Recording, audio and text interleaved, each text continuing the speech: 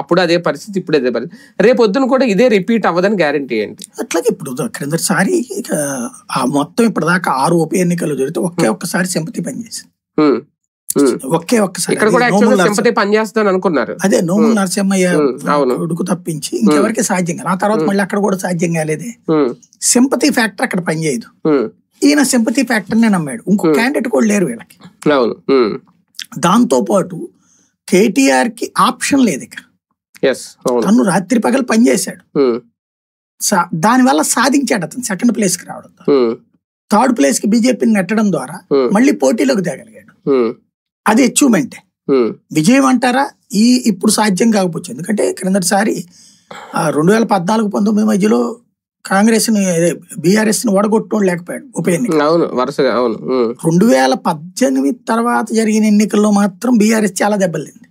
Parliament ఎన్నికల్లో దెబ్బతింది, assembly ఉప ఎన్నికల్లో దెబ్బతింది. దాని తర్వాత ఓటమి చవి చూసింది. ఇప్పుడు మొదటి ఓటమి ఇది, రెండో ఓటమి. పార్లమెంట్ ఎన్నికల్లో ఓటమి, ఇది రెండో ఓటమి.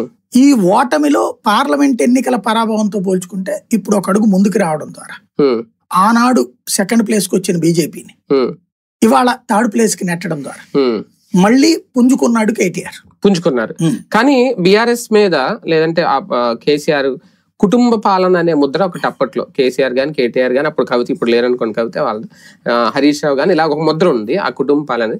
ఇప్పుడు అదే కుటుంబం విచ్ఛిన్నం అయిందనో లేదంటే కూతురు బయటికి వెళ్ళిపోవడం చిన్నాభిన్నం అయిందో ప్రజల్లో బీఆర్ఎస్ మీద నమ్మకం కోల్పోవడానికి ఇది కూడా ఒక కారణం అవుతుందా? అంటే ఇప్పుడైతే అంత పెద్ద సినారియో ఏం లేదు.